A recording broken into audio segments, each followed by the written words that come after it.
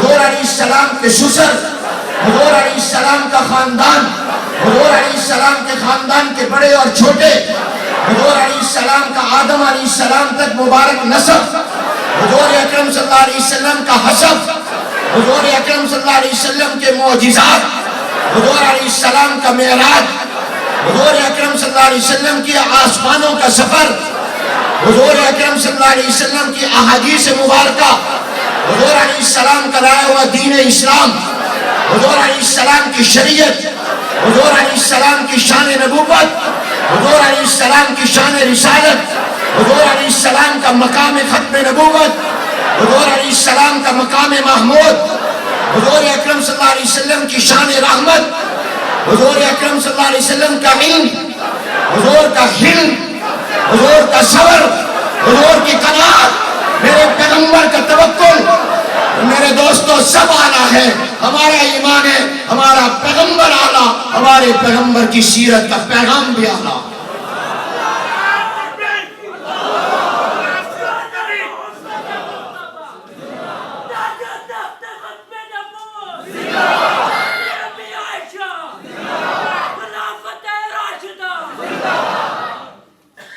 حضور علیہ السلام کی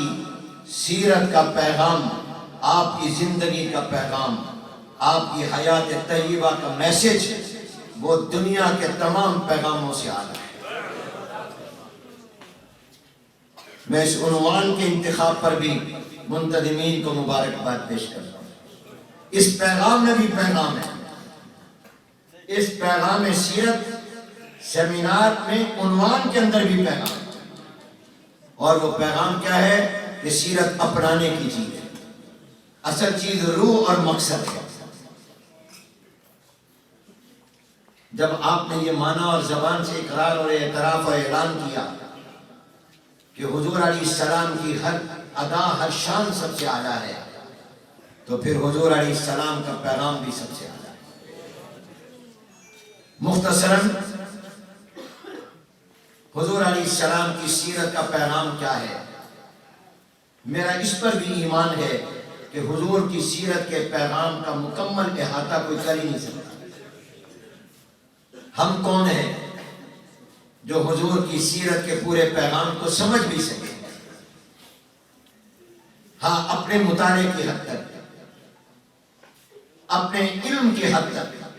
جتنا کچھ پڑھا اور سنا اس کی حد تک حضور اکرم صلی اللہ علیہ وسلم کی سیرت طیبہ کا پہلا پیغام کردار ہے، پہلا پیغام کریکٹر ہے، کردار ہے، اور یہ وہ ہے جو خود حضور نے پیش کیا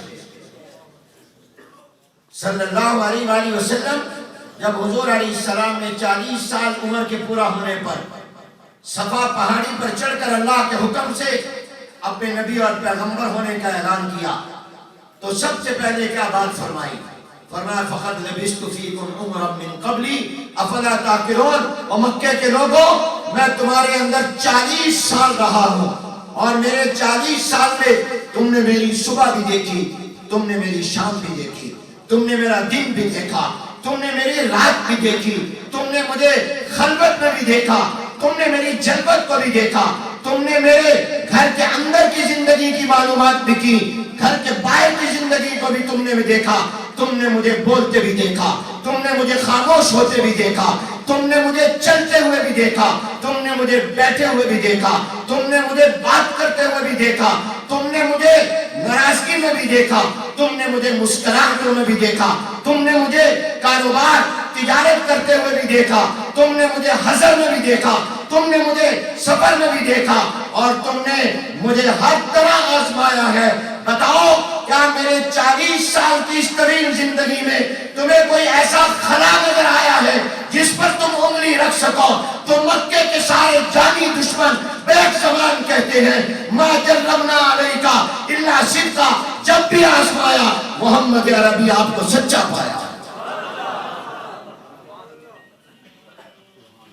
حضور اکرم صلی اللہ علیہ وسلم نے سب سے پہلے اپنا کردار پیش کیا۔ مجھے حضور کی سیرت میں سب سے پہلی چیز جو مل رہی ہے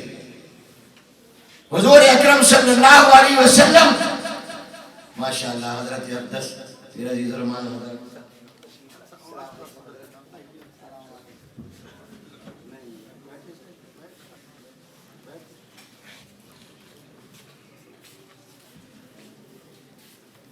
رحمت عالم صلی اللہ علیہ وسلم نے سب سے پہلے اپنا کردار پیش کیا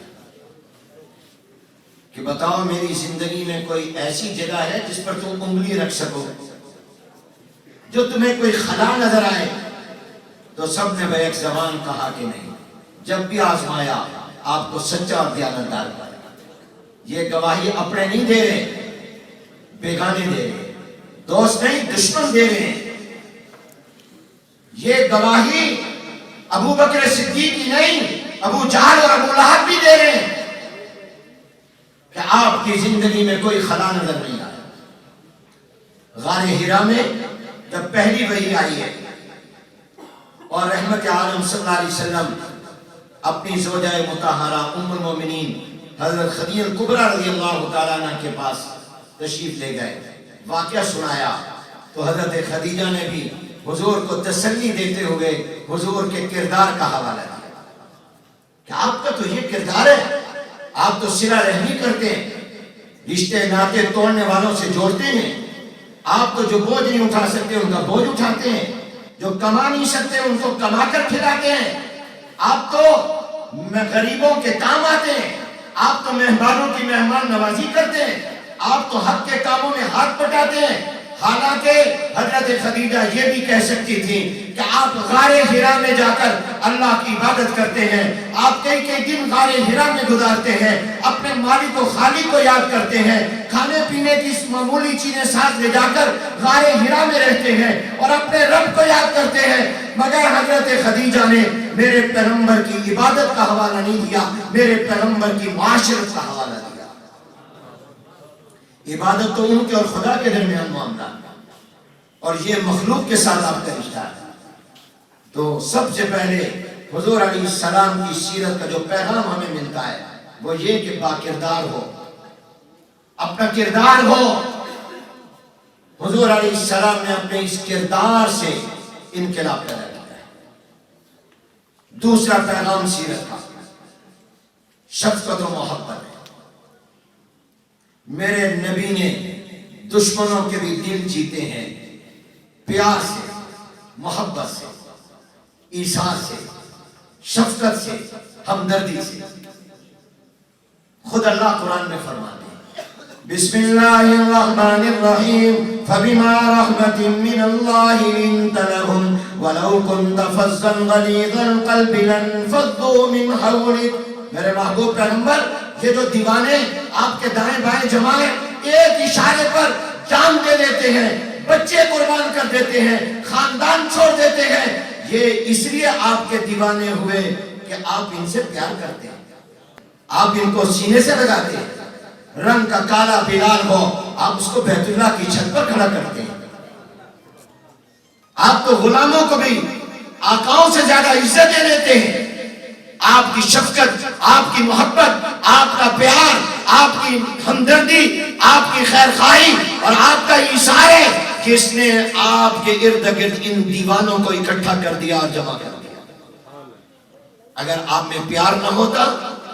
تو یہ گردنیں نہ کٹواتے۔ آپ کا پیار ہے کہ صدیق اکبر رضی اللہ تعالیٰ عنہ اپنے بیٹے کو کہتے ہیں، جب بیٹے نے کہا ابا جان فلاں لڑائی میں آپ میرے نشانے پر تھے، میں چاہتا تو آپ کو قتل کر دیتا، کیونکہ آپ حضور کی طرف سے لڑ رہے تھے جنگ میں اور میں کافر تھا اور کافروں کی طرف سے لڑ رہا تھا۔ تو صدیق اکبر نے فرمایا بیٹا تو نے تو نہیں مجھے قتل کیا، لیکن جس زمانے میں تو کافر تھا اگر میری تلوار کے نشانے پر آ جاتا تو ابو بکر ایک لمحہ انتظار کیے بغیر، سوچے بغیر تیری گردن کو تن سے جدا کر کے یہ بتا دیتا کہ تو میرے محمد کا نہیں تو میرا بھی ہے۔ یہ صحابہ جو اپنے عمل سے بتاتے تھے، جو حضور کا دیوانہ ہم اس کے دیوانے، جو حضور سے بیگانہ ہم اس سے بیگانے۔ یاد رکھو